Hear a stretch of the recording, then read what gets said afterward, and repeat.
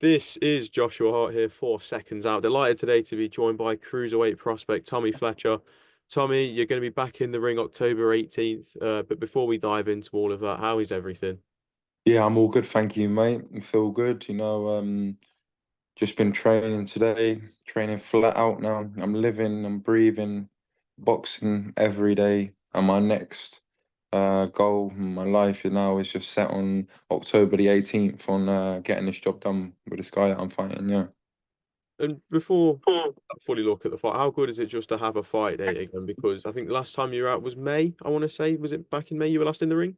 Yeah, no, it's quite a while ago now, but I would like to have fought more. But I had to have my tonsils taken out. I had to have an operation because like all even since I was young, yeah, I'd always get tonsillitis, and in my training camps, I could never really like properly. Well, no, I could have a good camp. Obviously, every training camp's good for me, but say I'll push my body to extreme, it would make me get tonsillitis, so it would set me back a week or two. But now I'm much fitter, faster, and stronger, and I'm ready to do a job, mate. So now I've had my tonsils out, should be a lot stronger, and obviously that's the reason why I haven't fought for a couple months now. Obviously, when you're a young fighter, you like to be very busy and have a lot of fights and keep active because that's when you get the best out of your performances. Are you feeling the difference then in training now that you have had your tonsils removed? Yeah, no, definitely. Um, yeah, I would say I would. Yeah, I feel stronger, and obviously you can push your body further now and train a lot harder. And obviously you wouldn't have to worry about getting tonsillitis. So no, I can train harder, and I feel much better in myself. Not even just in boxing though, as a human being, as myself. Forget boxing. I feel much better in myself as a whole. Now I've had them out. It's just a lot easier, you don't have to worry about it. Because was that always a thought lingering in the back of your mind, I guess? No, I guess no, it weren't really lingering in my mind. It's just like if I get tonsillitis, it would set me back. But once the bell goes, doesn't matter if you got one arm, two arms, or however many arms. If you're King Kong, you're having a fight in you. So it wouldn't really be a thought. I never really have any bad thoughts in my mind. I feel quite strong mentally. So I feel good. And then looking at October 18th, what are you looking to show the fans who are going to be coming out and watching you that night? I think this fight now, I've got a big step up in opposition. Obviously, when you're fighting, you're getting built as a fighter to work up to championship level. But there comes a point where you got to say, like, you know what, let's have a crack at it now. But the guy I'm fighting, I think it's been locked in today. Actually, that it's been confirmed today. I can't pronounce his name or even remember his name. Actually, tell you the truth now, but I know he's got a decent record. He's had 15 fights, 10 wins, two draws and three defeats. Only been stopped once, I believe. And I don't know if that was some shows people get waved off or get stopped probably when they shouldn't have been. So I haven't seen the stoppage. So I watched him. He looks tidy and he looks like he can punch a bit. But I believe I have a much better IQ and a bigger itinerary to be able to deal with this guy in good fashion anyway. So, but yeah, it's gonna be a good fight, and I hope everyone enjoys it because this guy will fight back. He will bring it. He'll bring the heat, but he can't deal with the Northern Nightmare. Do you feel you're getting to that stage of your career now where the fights are going to be getting tougher and there's a lot more of that fear factor heading into a fight? I wouldn't say fear factor. Obviously, like no one ever wants to get beat. No one ever wants to get knocked out, do they? Like no fighter does. Even if they say, "Oh, I don't care," like no one does. Like obviously, but I just want to keep winning and looking well while I'm looking good and winning good fashion. Obviously, I would love to knock out all my opponents, and I think boxing fans they want to see knockouts. They want to see blood. They want to see sweat and tears. That goes without saying, but sometimes you've got to look cute and actually win the rounds and showcase your skills. And I think so far everyone's been banging the drum about my power, but I believe everyone in the cruiserweight division can punch hard.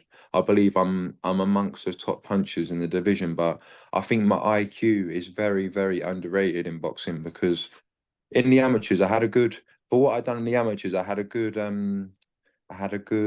what's the word? I had a good run in the amateurs. I had a good go at it, and some of my fights went the distance, and I was boxing top level people, and I would beat them with a jab and just simplicity. Like, so I think my boxing IQ is very underrated in this game, and I think I will get to show that going forward now. Would you say you having the knockout power that you've got, all like obviously it's always going to work in your favor anyway because you know you can switch someone's lights off in the blink of an eye. Yeah.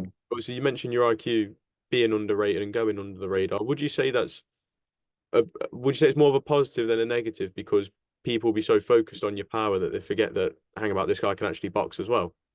Well, yeah, I think I'm always gonna have an equalizer with when you've got knockout power, but you always have an equalizer in boxing because one punch can end a whole fight. But that goes out saying, yeah, one punch can end a whole fight. But yeah, I believe people underestimate my boxing IQ. But I think as I step up the levels, people start to see that. But I mean, when you get in tough fights, big fights, you've got to be able to box anyway. So like it will be if when I get up to championship level, people already know that I can box as well. So like it's just a matter of time, really, I guess. It's not really like a case of going under the radar because I think people will start to see that now.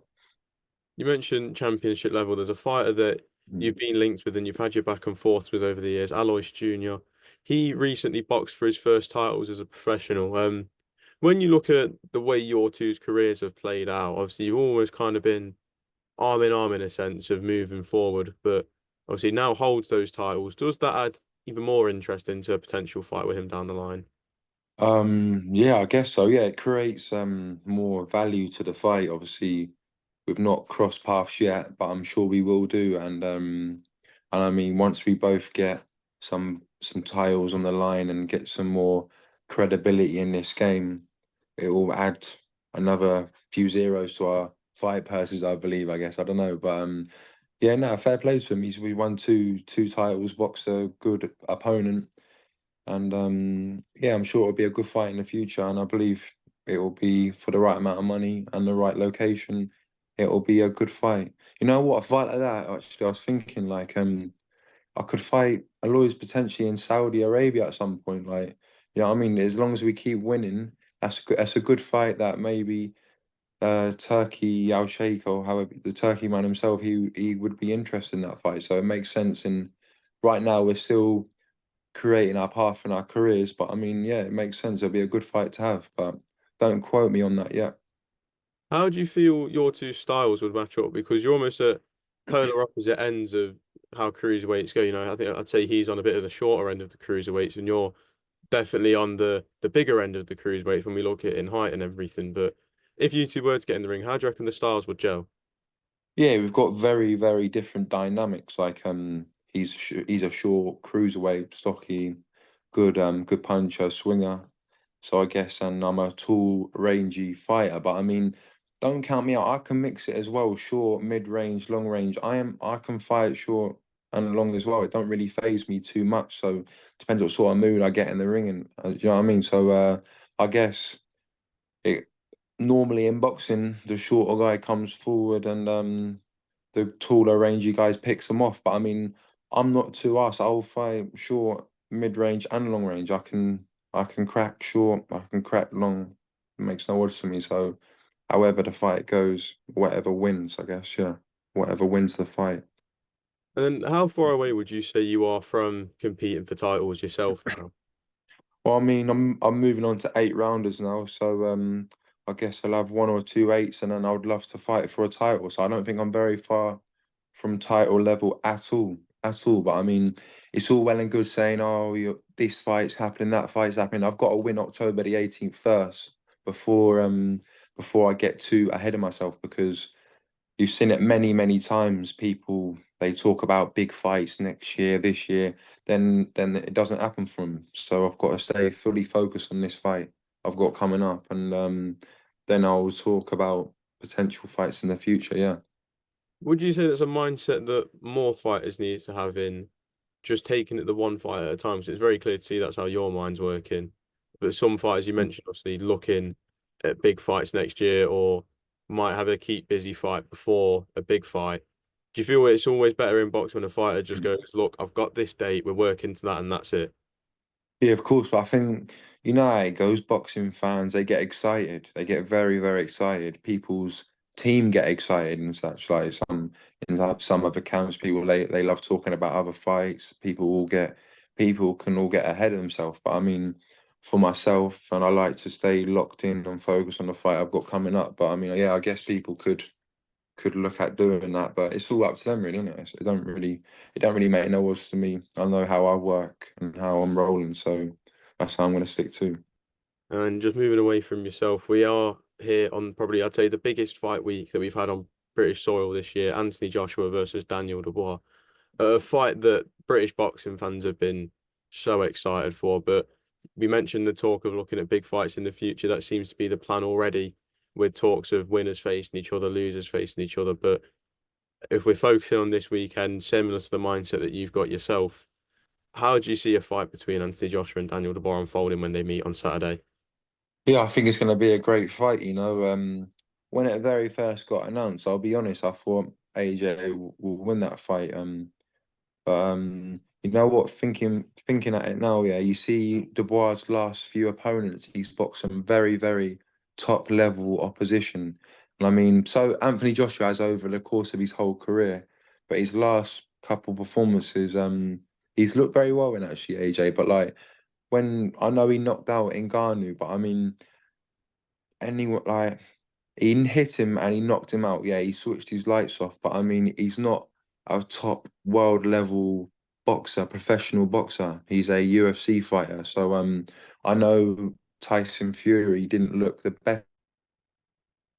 He still beat him, but styles make fights, and I think you see how Dubois boxed Filip Hrgovic. I'll be honest, I thought Hrgovic was going to win that fight. I know Dubois come through and actually smashed him, but I just hope I just hope Dubois doesn't get hit with too many right hands early doors against AJ. And I think he can do the job. But like at this level, you can never write either side of them off because it'll be a matter of fact of who lands first and how they deal with getting hit first. So say if AJ lands on Dubois, how he deals with that, how he comes through that, and if Dubois lands on AJ, vice versa. But it's a very good fight, but it's who lands first. I believe both massive punches, both got knockout power. It's just if they can detonate that first and land. We know that Daniel had a brief period of time with Mark Tibbs. Obviously, I can't fully remember the timing of when he had that period, but were you ever able to work with Dubois and get a chance to get some rounds with him even? Nah, I tell you what, when Dubois was going to train with Mark, I was just then about to join with Mark, and I know he was working with Billy Joe Saunders, I think at the time. I wasn't around everyone then at this point in time, so I can't really comment on that, to tell you the truth. I wasn't really with the boys. I never got to train with Dubois. But yeah, so I can't really comment on that if I'm honest. That's fair enough. It was just more of just a thought, just if you ever got rounds, then what was it like to Yeah. work with? If you've not got Oh that, no, I never got to yeah, spar him or have rounds with him actually. No, I never got to train with him.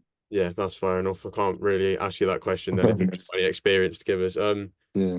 But when you look at both of the recent performances, a lot of the people always say you're only as good as your last performance, and there have been a few critics of Dubois' last fight when you look at it on the defensive side of things.